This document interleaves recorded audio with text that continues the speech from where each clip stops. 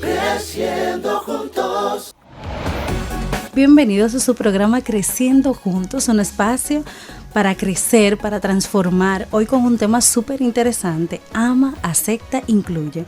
Y para eso tenemos a una experta, una mujer increíble, madre, educadora, especialista en atención a la diversidad. Ella es Claudia Castillo. Bienvenida, Claudia. Muchas gracias, un placer para mí estar con ustedes en el día de hoy. Qué bueno. Hoy será un tremendo programa para todas aquellas familias, educadores que tienen alguna persona especial en su vida y que necesita atención, cariño, amor, y cómo nosotros vamos a trabajar esa apertura. Claudia, hoy ama, acepta e incluye. ¿Qué significa esto en nuestras vidas? Bueno, primeramente, ama. Si reconocemos que Dios nos ha creado y que realmente Él nos da un mandato, y ese mandato es que amemos a nuestro prójimo como a nosotros mismos.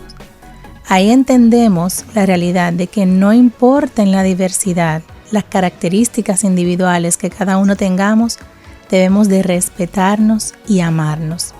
Y ese verdadero amor solamente proviene de Dios realmente, que Él pone en nuestras vidas, porque hay retos significativos que a veces alguna condición trae consigo, que si manejar conductualmente a un niño, que si no dormir porque ha presentado algún trasnoche, alguna situación de salud. Realmente hay grandes retos, pero recordar que el amor de Dios tanto es un mandato como algo que nosotros podemos experimentar en nuestras propias vidas.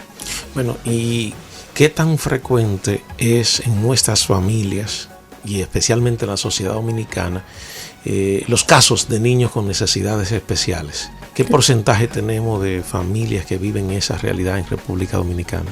Realmente se dice que un 12% y algo de la población vive con una condición de discapacidad. Y realmente yo creo que es mucho mayor, porque cada día en la realidad que uno vive apoyando a padres que tienen niños con una condición de discapacidad, es increíble cómo esto está en crecimiento acelerado. Ni los especialistas ni los investigadores saben el por qué esto ha sido tan rápido y tan frecuente en nuestros días. Así que, aunque se tiene esa estadística, realmente el impacto es mucho mayor en la comunidad. ¿Y qué tanto, cuáles son la diversidad de situaciones y casos que se presentan y cuáles son las más frecuentes en el caso dominicano? Actualmente, y no diría solamente en el dominicano, sino a nivel mundial, está en un creciente lo que es el trastorno del espectro autista. Realmente todo lo que son las alteraciones en el desarrollo, no solamente, vamos a decir, por una condición neurológica, sino que aunque el autismo es una condición del neurodesarrollo, pero hay otras condiciones que también pueden impactar a un niño en su desarrollo. Y realmente autismo yo diría que es la que es más visible. Sin embargo, tenemos síndrome de Down, tenemos otros síndromes que son menos conocidos, como el síndrome de Tourette, tenemos el síndrome de Rett. Hay muchos otros síndromes que no son tan conocidos, pero sí están presentes en medio nuestro.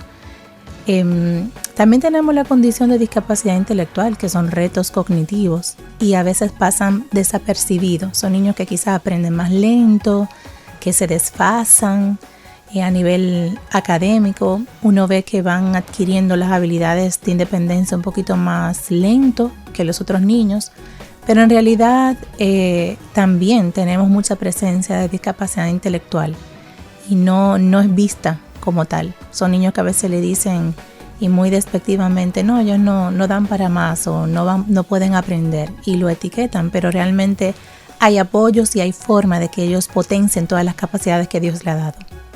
En este sentido, cuando algún padre, madre identifica alguna situación, ¿dónde ir? ¿Qué hacer? Realmente tenemos una pequeña barrera ahora mismo, porque lo primero que tendríamos que acudir es la parte de salud, para ver la parte de desarrollo. Digo desde niño pequeñito, o sea, un buen pediatra tiene la visión de que algo en el desarrollo típico, lo que marcamos que ocurre en tal mes en el año, en los 2 años, no está ocurriendo en esos momentos, pues es la primera alerta que debe recibir la persona. Sin embargo, el tema salud todavía tiene grandes retos, desafíos para poder ver con claridad todas estas señales de que un niño viene con algún riesgo o que tiene una condición de desarrollo. Entonces, en realidad, esa es la primera parte, salud, pediatra. Sin embargo, los padres, si tienen otros hijos o a veces no tienen otros hijos, ven un desarrollo, lo que diríamos atípico. No hablan, ya tiene casi 3 años y no nos habla. Entonces dice, déjame buscar a un especialista. Lo ideal, vuelvo y digo, es salud primero. Pero también pueden acudir a psicólogos que trabajan todo lo que es el desarrollo evolutivo de los niños. También pueden acudir a psicopedagogos que también pueden ver tanto la parte de desarrollo como la parte educativa. Entonces hay diferentes apoyos que se encuentran o profesionales que se encuentran. Si es habla, a un terapeuta, a un especialista en desarrollo del habla, estimulación de esta área también. Entonces, dependiendo del área en que el papá se siente inquieto, pues muchas veces se acercan directamente al profesional. Estamos hablando también de aceptar. Así es.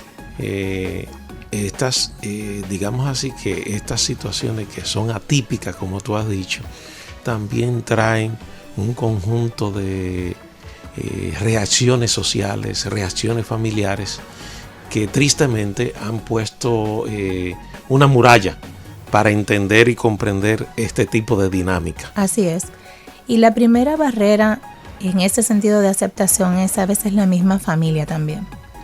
Y es natural dentro de la aceptación de una condición que haya un bloqueo, no querer aceptar una realidad que sí está latente. Entonces, es el primer reto. Si la familia no acepta, es difícil la movilización hacia lo que el niño o niña necesita. Entonces, y a veces el gran temor de la familia es la sociedad, como bien decía Robert. Porque, ¿qué dirán los otros? ¿Podrá jugar con los otros niños? ¿Podrá ir a un colegio? ¿Valdrá la pena enviarlo a un colegio, a un centro educativo? O sea, son muchas preguntas.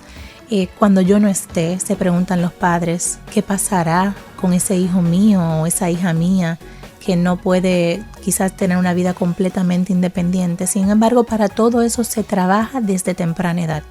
Se trabaja por una vida independiente, pero sobre todas las cosas, ese apoyo emocional que necesita la familia. Porque ya luego ellos, como yo siempre les digo, ustedes son los abanderados de sus hijos. Y son los que también le van a ayudar a abrir camino, a sensibilizar a toda la comunidad. Bien, eso es muy importante. Vamos a hacer una breve pausa y regresamos.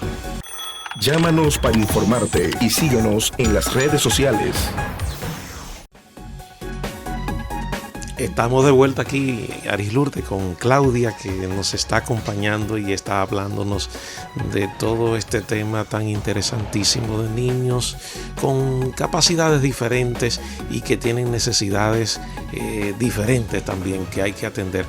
Claudia estaba hablándonos del tema de la aceptación y Claudia nos decía que muchos de los temores que tienen papá y mamá es qué va a pasar allá afuera en nuestra sociedad. Estas barreras sociales, que son también barreras de políticas públicas, ¿verdad? En el sentido de que el Estado como tal no tiene respuestas para este tipo de niños. Hacemos una escuela grandísima de 40 aulas, de 36 aulas, pero se nos olvida que dentro de la población de cualquier barrio donde estamos instalando esta escuela hay un niño que quizás no puede caminar, o hay un niño que tiene dificultades visuales, y todo el equipamiento se hace pensando incluso para adultos. Así es. La infraestructura pensada para adultos. Entonces, ahí hay una dinámica, por un lado, de respuesta de la sociedad en su manera más organizada, el Estado, y el entorno comunitario de cómo responde a la familia. ¿Qué pasa en República Dominicana cuando una familia tiene un niño con una situación diferente? ¿Qué respuesta hay en la comunidad? ¿Qué respuesta hay desde las políticas públicas, tanto de salud, educación especialmente, para responder a estas realidades? Bueno, en el tema de educación, sí es cierto que a veces existen barreras y es muy importante ese término y quiero detenerme un momentito para explicar un poquito más. Lo que son las condiciones de desarrollo, discapacidad y toda condición, vamos a decir, permanente, que haya un déficit en la persona, vamos a decir así. Sin embargo, no se hace evidente hasta que no interactúa con las barreras que tienen los diferentes contextos. ¿A qué me refiero? Justamente Robert habló de que, bueno, un niño utiliza silla de ruedas o un joven y no hay rampas para acceder en la escuela. Sin embargo, esa rampa no está hecha exclusivamente para personas en silla de ruedas. Hay niños que utilizan mochilas con rueditas. El objetivo de que tengan las rueditas es que no la carguen, pero tienen que cargarla porque no tienen dónde desplazarla con las rueditas.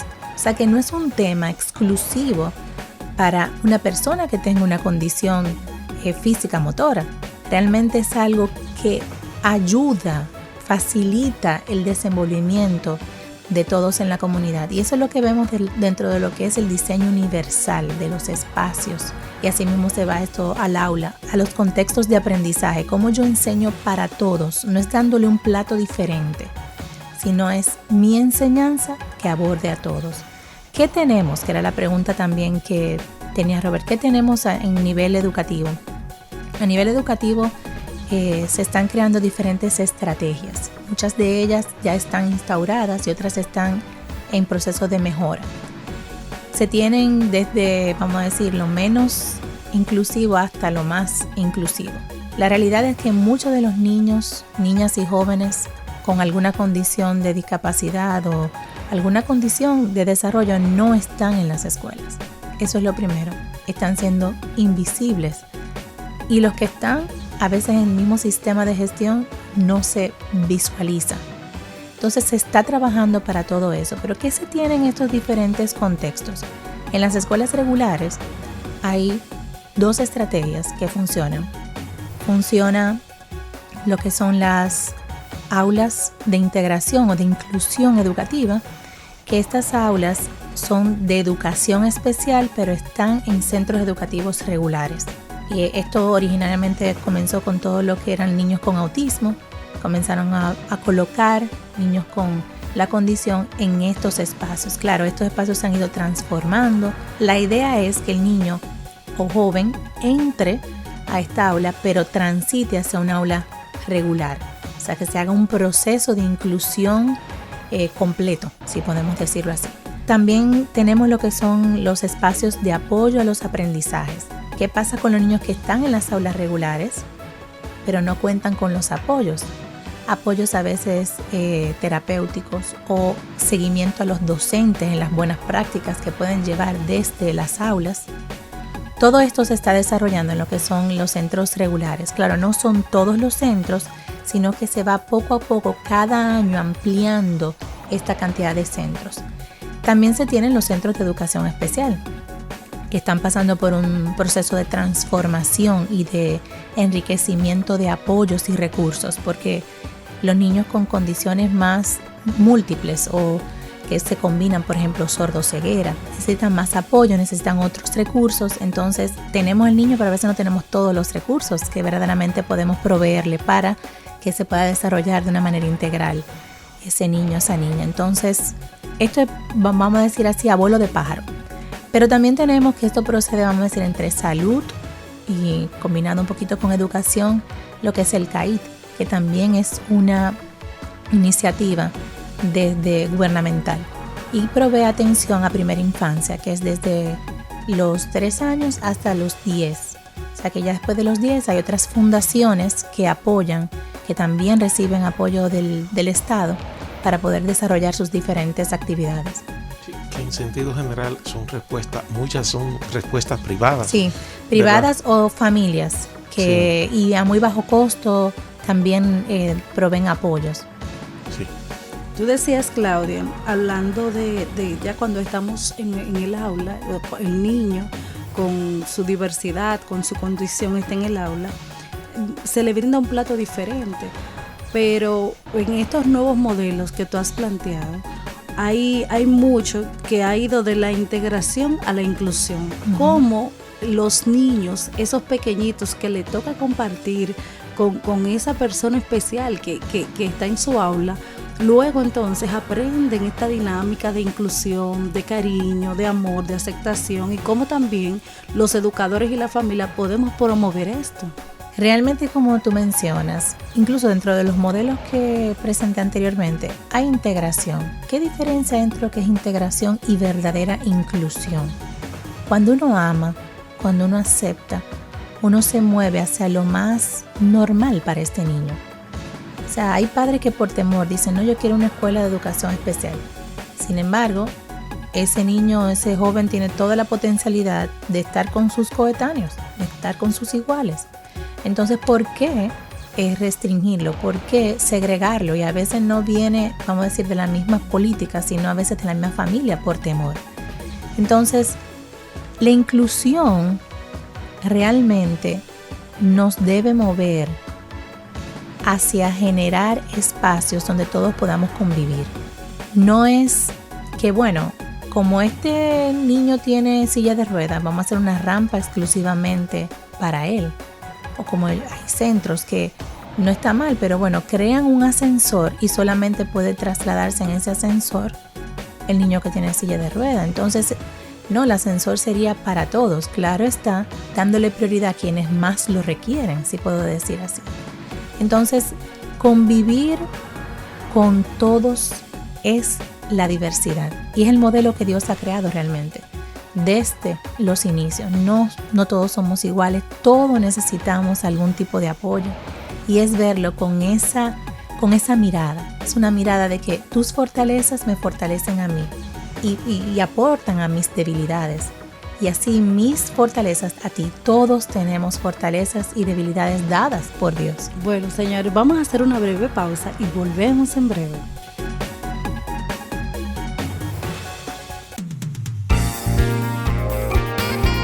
COP Aspire te invita a su taller Comprendiendo la conducta de mi hijo, con nuestras especialistas Ana Dacuña en nuestras oficinas de Santo Domingo, Villa Consuelo, Claudinec Núñez en nuestras oficinas de Santiago en la avenida Estrellas Adalá.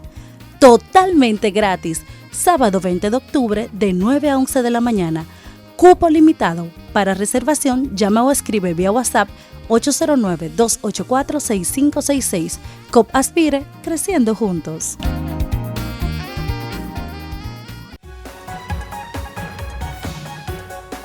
Continuamos con nuestro programa, un tremendo espacio hoy hablando sobre la diversidad, sobre la inclusión, la transformación, la apertura y sobre todo dirigido a familias, educadores, que les ha tocado tener a alguien especial en su vida, alguien que necesita un poco más de cariño, de protección, pero ¿hasta dónde? Y es lo que tratamos con nuestra especialista Claudia hoy.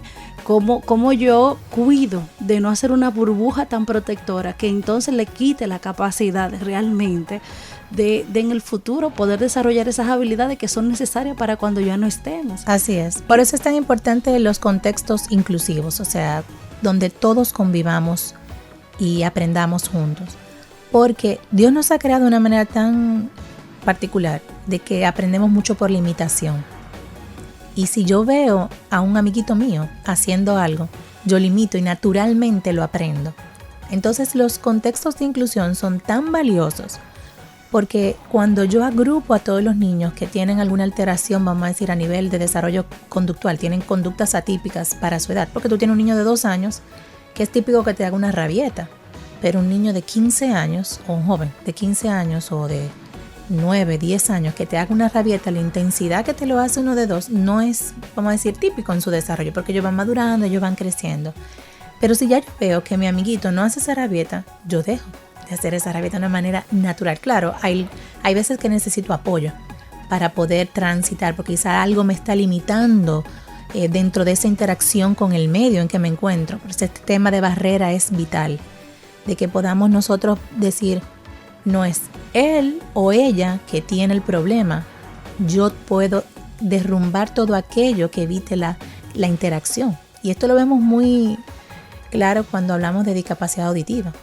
El problema no es que son personas sordas, El detalle es que yo no tengo un sistema para comunicarme con ellos.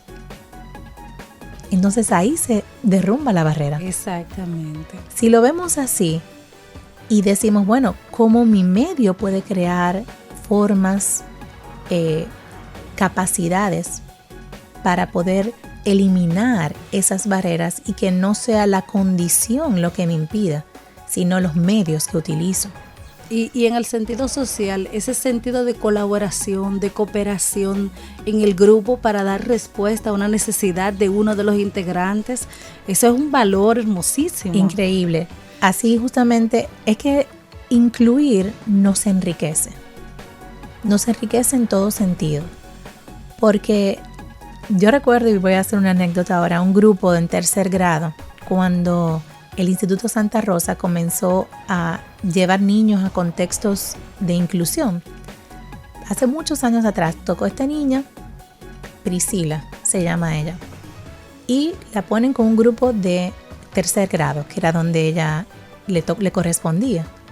Y ningún niño sabía hablar ahí lengua de señas, ni podía comunicarse con ella, ni nada. ¿Su condición era? Discapacidad auditiva. Y fue maravilloso lo que sucedió al pasar los años. Ella tenía, bueno, todos tenían la pertenencia. En sentido general, ellos aprendieron lengua de señas. ¿Quién se lo enseñó? Nadie. Ellos lo procuraron, la necesidad de que había una persona que pertenecía, porque eso es algo muy importante, que pertenece, que es visible en mi grupo, que es importante, que yo la acepto, que yo la amo, con sus diferentes retos, pero que yo también tengo retos. Y buscaron la manera, y era increíble cómo esa niña se desarrolló a lo largo de su trayectoria educativa en esta parte que era un centro educativo, pero así ocurre en la sociedad, en sentido general. Y como va a ser una lesión para ella y una potenciación de todo lo que son sus capacidades y oportunidades, cuando ella sabe que en cualquier grupo humano ella tiene la posibilidad. Y no solamente para ella, para todos. Para todos, porque para todos. Aquel niño que no sabía comunicarse en lengua de señas, ya tiene una otra habilidad y se le abre el campo de interacción. Puedo comunicarme con todas las personas que son sordas. Entonces, en realidad, es algo que nos enriquece a todos. Sí, yo pienso que el tema fundamental aquí es cómo nosotros como persona, como familia, como grupo, como iglesia, por ejemplo, entendemos la necesidad de sentirnos desafiados a una cuestión que es fundamental. No somos iguales. Así es. No somos iguales y nosotros tenemos que bregar, que trabajar con esa realidad.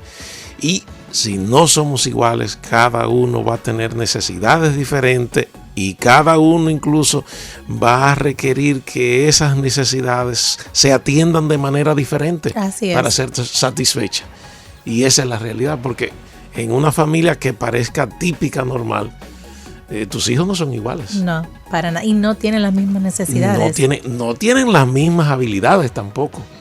Sí, porque a veces tú quieres que uno cante como el otro canta, pero no, el otro no va a cantar. Así mismo es. Así es. Imposible. Entonces, es entender eso y entender entonces la dinámica de cómo ser consciente de que debemos incluir a esas personas.